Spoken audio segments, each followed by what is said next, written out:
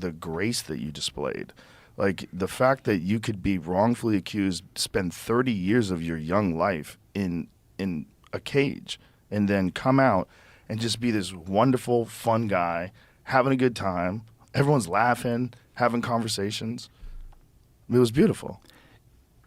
We were sitting there, and some other folks came in, and at some point, Bruce kept looking over his shoulder, and I realized that he was uncomfortable, and he switched seats very quickly so that he would be side to side, shoulder to shoulder with them. And then I got this scar in prison from behind, so you're always conscious of what's behind you. Of course. Yeah. No one goes through that experience unscathed. These defense mechanisms that you develop while you're incarcerated, you're in an abnormal environment for decades. It's gonna have an effect on you psychologically. How old were you when they put you in? I was 23, just turning 24. So, just imagine waking up to change a costume for Halloween, a child's costume, and then disappearing for the next 29 years of your life. The prosecutor involved in your conviction has a history of misconduct, and it wasn't until some 27, 26 years later that he finally gets arrested and gets convicted. So he would just find someone, pin it on them, and he did this just to convict someone. Yeah. Anyone. Yeah. So yeah. it wasn't that he was targeting you. He just decided it was you. Anybody that he felt was involved in a criminal lifestyle, it's easier to get someone that has a history of being involved in the streets. What kind of a record did you have at the time? I had a drug sale prior to that. He was in some of the worst penitentiaries in New York.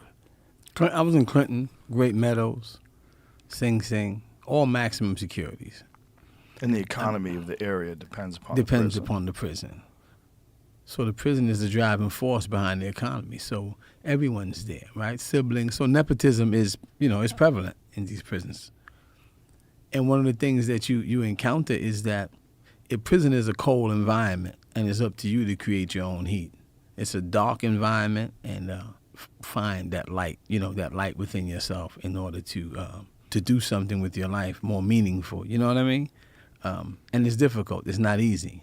Guys you talk to today and tomorrow they're swinging from the light, they're dead, right? Yesterday they were fine.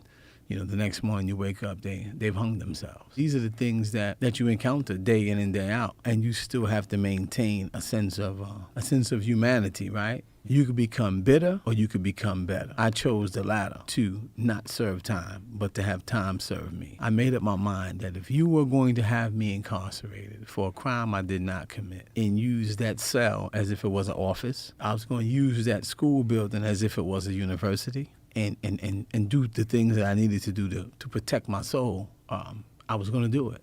I started reading, everything from, philosophy books to, very, very few novels, but I tend to learn from the experiences of others. So autobiographies became my thing. And just continuously studying, right? And then studying the system and what drives the system and why it has become what it is. It's a business, a prison industrial complex.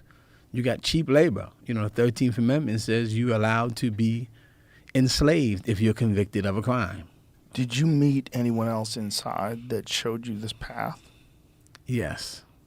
Early on in my incarceration, there was a group of guys called the Resurrection Study Group. They developed this program called the Non-Traditional Approach to Social and Criminal Justice. The vast majority of incarcerated people in New York State came from 7 basic neighborhoods, right?